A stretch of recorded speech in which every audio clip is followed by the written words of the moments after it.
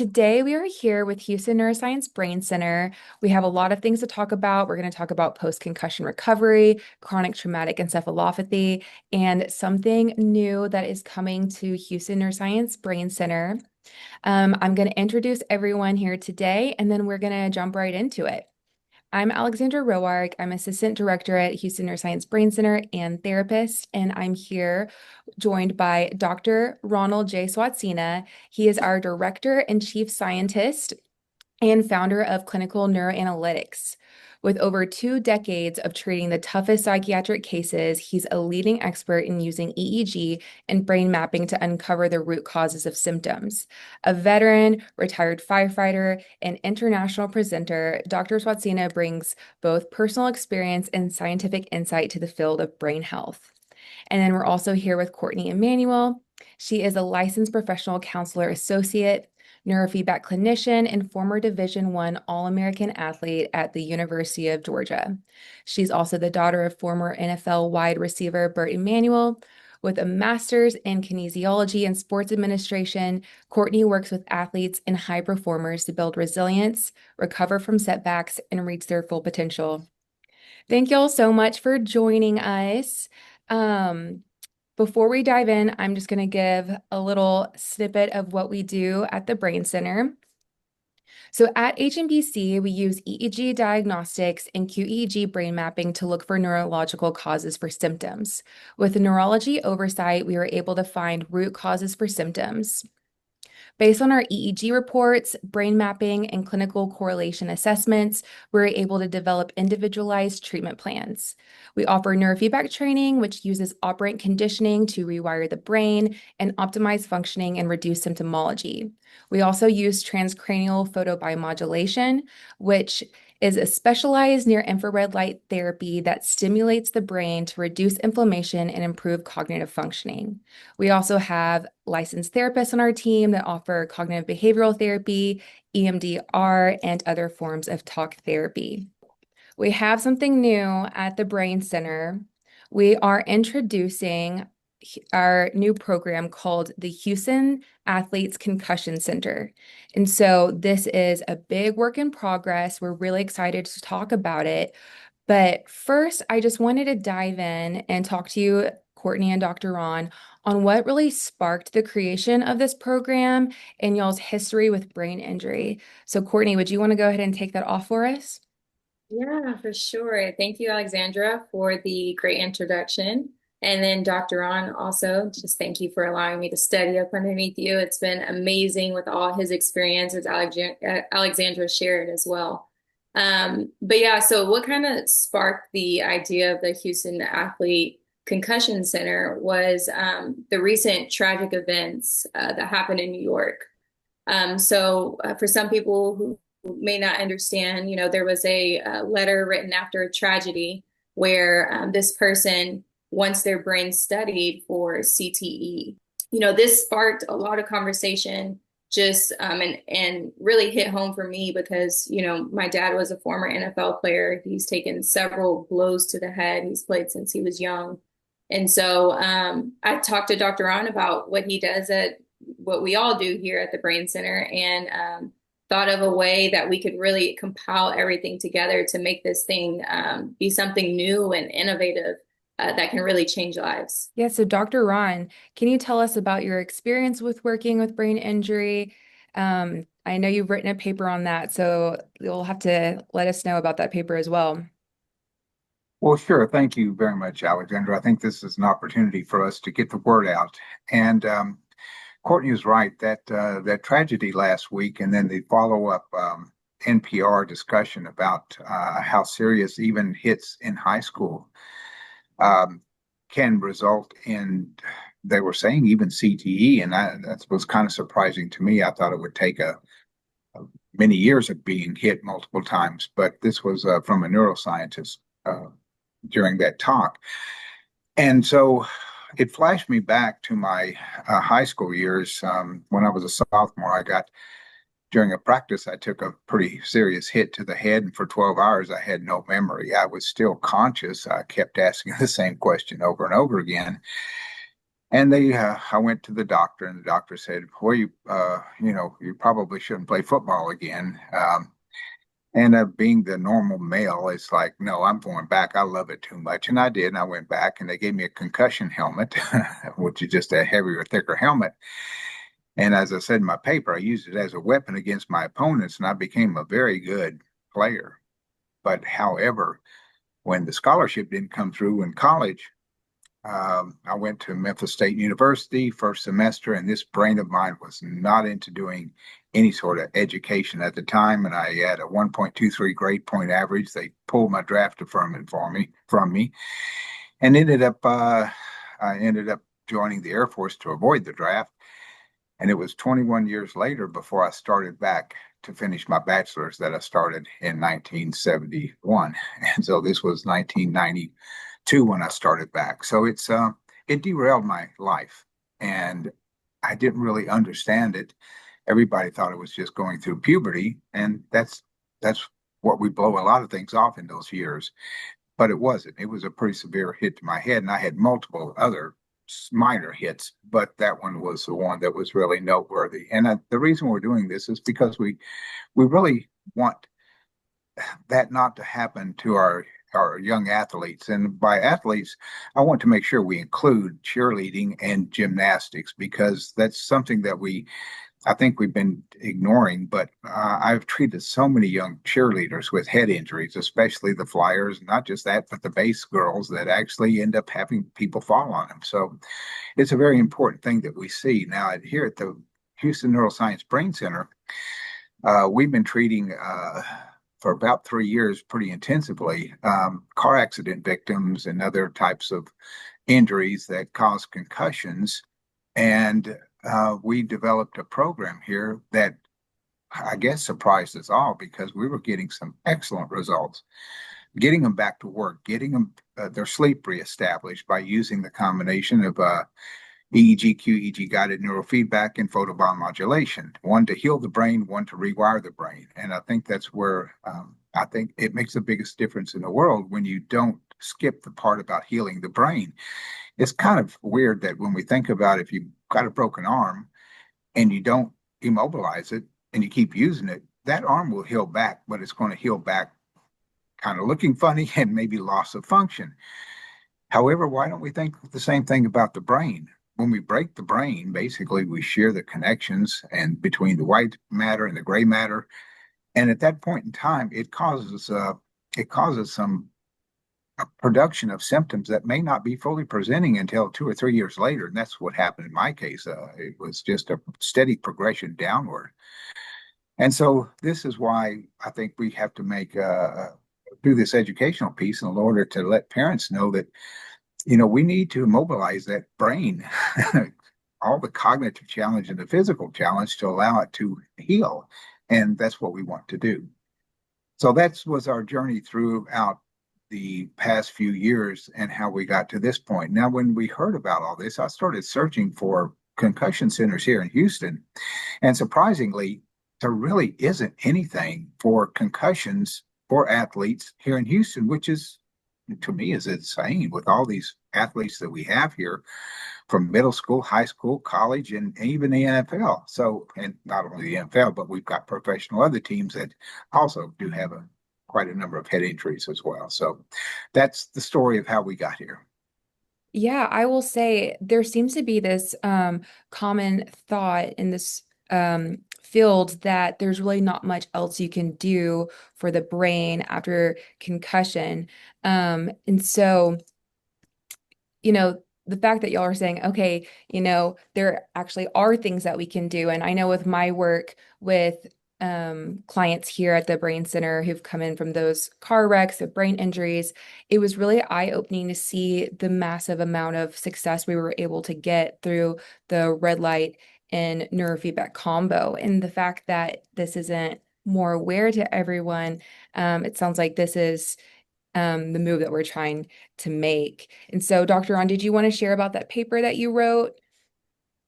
Well, that paper was that story of mine back when I was in high school, and I didn't really realize about the head injury because I was writing the paper on one of my young guys that his EEG and quantitative EEG brain maps really showed that he was brain injured. And I kept asking the mother, I said, are you sure he hasn't had a head injury? And she said, no. And I said, there's got to be something. The neurologist has said the same thing. She said, well, I don't know if this counts, but he used to bang his head on the ground until he was about 2 or 3 years old to soothe himself to get to sleep. And it's like, oh my gosh, well, that is a head injury. Head banging is a head injury. And so when I was writing this whole story, all of a sudden I realized that that was a lot of my story, all the negative things that were going on after the fact and what happened in my life and the becoming the angry young guy that was all about hurting other people and in the game field of play, that is. And the arguments with parents and the sleeplessness and the insomnia and the headaches, and it just kept multiplying and multiplying. And then by the time I hit college, it was like I just felt that I was just stupid and I couldn't succeed in school. That's why it took 21 years to get me back into it. Yeah, you hear these stories from people with brain injury of how, their personality changes. It's really hard for them to regulate their emotions. They just feel, this complete 180 on how they're experiencing life. And it really is a struggle and it's so tough. And so could either one of you speak to what you think gets overlooked in traditional treatment approaches regarding brain injury? Yeah, for sure. So a little background on what CTE is. So CTE and concussions are, a little different. Concussions are just the actual injury, the brain trauma that you experience, but CTE is actually a neurodegenerative brain disease that can only be diagnosed right now once somebody passes away and they do an autopsy on them. And so I think looking for those signs and symptoms, number one, is the most important thing.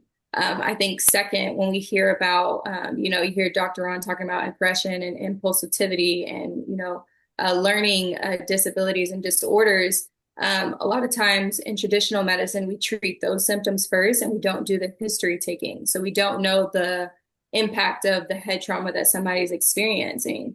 And with CTE, these repetitive blows to the head will eventually turn into CTE. Sometimes, in theory, they say that one blow to the head can cause CTE, but typically it's just the repetitive blows over time.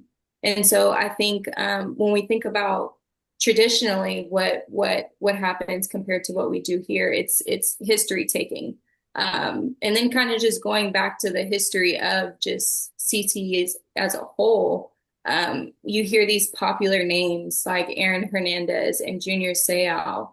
And these are people who've had some of the same symptoms that Dr. Ron expressed, the aggression and the impulsivity and, all the run-ins with the law enforcement. And you think about if there was something or someone maybe there to intervene and say, hey, what if these symptoms aren't actually depression? What if these symptoms aren't actually, mood disorders or personality disorders or learning disabilities, but actually these are caused from concussions or from CTE? How could that change the trajectory of somebody's life? And then you bring up a really good point of we see these moments throughout society and history where it's almost like now it's like we can see it. It's like right in our face that it could be CTE and concussion and not just mental health issues. But then it's like, well, okay, so we know it's not mental health issues. It could be the CTE and the concussion. Well, then it's like, well, then what do you do? Where do they go? And then Dr. Ron, you were speaking earlier, it's like you looked up in Houston for, concussion centers and there really wasn't that much out there for them. And we can see that, with that devastating event that happened last week in New York. And so, Dr. Ron, was there anything you wanted to add to that as far as traditional, what's overlooked in traditional treatment approaches? I know that one thing that I've learned is that once you get a concussion, it's really, really easy to get another one, correct? That's correct. And the younger you are, due to the myelinization of the neurons, the completion of myelination in in humans doesn't really occur until you hit about 26 years old. So until the little neurons are wrapped with myelin, they're very fragile. It's like glass shards. So the people that I spoke with a young guy yesterday that had a pretty serious uh, head injury series in middle school playing football, where he was basically unconscious a couple, three times. And yes, middle schoolers are much more at risk for getting a serious brain injury.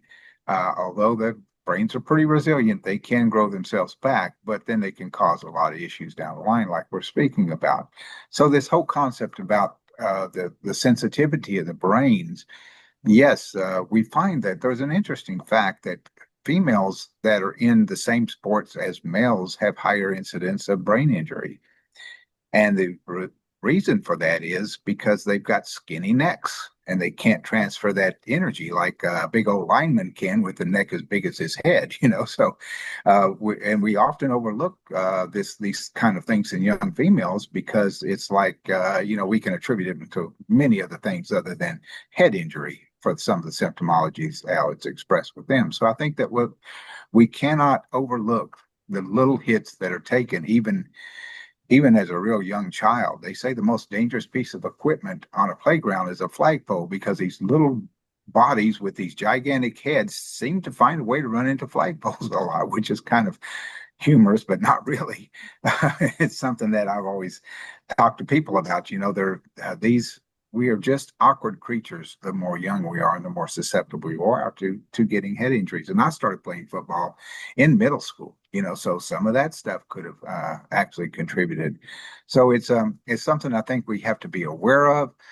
Please, parents, do everything you possibly can to observe. And when you see changes in your young person and they had a hit, what's really interesting is I had a young guy that I was treating and already had his EEG, and mother called me and he had a concussion, was knocked out, went to the emergency room the night before. So I had him come in every day, work day during the month for 28 days and mark and look at his processing speed and his reaction time with a computerized test that we use. And it kept decreasing over that month until 28 days before it leveled out. Not that it started recovering, but before it stopped going down. So initially, you're not going to feel or not going to notice the significance of the head impact on your child until maybe at the end of the month. All of a sudden, then you don't put it together that it's connected to that knock to the noggin they got back a month ago. So that's why we have to say my paper's titled The Elusive Nature of Mild Traumatic Brain Injury, because it's sneaky, it hides, and it disguises itself. And of course, our egos at that age playing sports, just like I was, nobody's going to tell me I can't play. Yeah. Yeah. I'm sure that's a common experience, Cortni. You probably have seen that as well with your, experience in the sport world and with your dad. But those are all some really great points. And it does seem like there is this overall gap in treatment and recovery. So, Cortni, how is the HNBC Houston Athletes Concussion Center going to address this gap, this need? Yeah, so at Houston Athlete Concussion Center, our goal is to have evidence-based measurable tools to measure how somebody's recovering after a concussion. So for instance, they'll come in and they'll get their baseline testing done. The baseline testing, what it will do is it'll serve as a baseline. So if there's any head impacts, any traumas to the brain, anything like that, we can always go back to that baseline to see the changes in the brain. During that, we can train the brain, just like you mentioned. We can use PBM. And then we can also do neurological testing where it's highly sensitive, where maybe you can't notice that somebody's dealing with a processing issue or memory loss or something like that, reaction time, slowed reaction time. But these things show up on the field, right? They're playing football and maybe they can't remember their plays, or they don't know, what route to run, or they're spacing out, or they're not able to focus. And so these things are coming up, and we'll be able to find these things through our neurological testing. And then we have several therapists on staff as well. So that can help with the confidence and just returning to play and mood disorders. And we can really just train the entire athlete and make sure the brain is supporting, the body is supporting the brain. And that's ultimately our goal here, is to just change and transform lives of athletes and just be a place where athletes can come and really feel like they're getting the care that they need to return to their highest performance available. Not just mediocre, go back and I can go through the motions and I can perform, but really go out there and achieve greatness. Dr. On, do you want to talk about our neurology team and the EEGs and how this is going to help guide the concussion center as well? Sure. Every study that we do, EEG, qEEG, Loretta study, we've got neurology oversight. We've got 2 neurologists on our team that look at every case. So we're not going to miss the, I call it the stupid stuff. We're going to make sure that we have a good MD that looks at all this. Now, we will not take the place of the person's physician, because the person's physician, whoever they saw after their concussion, that's the person who's going to clear them to go back to play, because that is an MD responsibility. Our neurologists are not on site, so it's not like we can just send them down the road to do that. But I think that's a very vital point. We're so concerned about secondary impact syndrome. What secondary impact syndrome is that after you get the initial concussion, you're 3 to 4 times more likely to get another concussion, because if you're in the field of play and your timing's off, your reaction time's off and everything else, then you get this second bump that may not be anywhere close to the impact of the first concussion. And yet it can cause a cascade of events in the brain that can even cause paralysis and death. And so it's a pretty serious issue to have this secondary impact syndrome. And that's what we're really concerned about, is we want these brains to be healed enough so that doesn't have the potential. We're not here to keep people from going back to play. And that's what I'm sure the coaches are worried about. We're here to make sure when they go back, they're going to be at the top of their game. And that's where they need to be in order to have a successful career in high school, college, or even in the NFL. Let's just get these brains healed and back together, and then at the same time make it evident to them that the way they use their head in their sports, the way they can avoid concussions and things. I think this is very important. So that's part of the whole thing about concussion healing, is that you may not be totally healed when you're back into the game, and we want to be very careful about that. Yeah.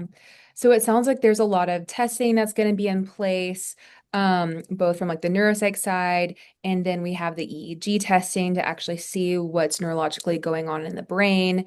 And then as far as like the healing part, that's where the neurofeedback training comes in, where the red light therapy for the brain comes in.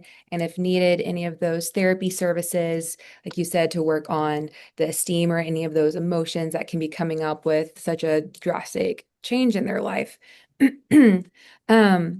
So, I mean, that it all is so exciting. And so this is all coming together. It's not officially launched yet, but it will be soon. So anyone who's listening, if this is something that you are interested in, if you think someone else would be interested in, follow us on our Instagram, HN Brain Center.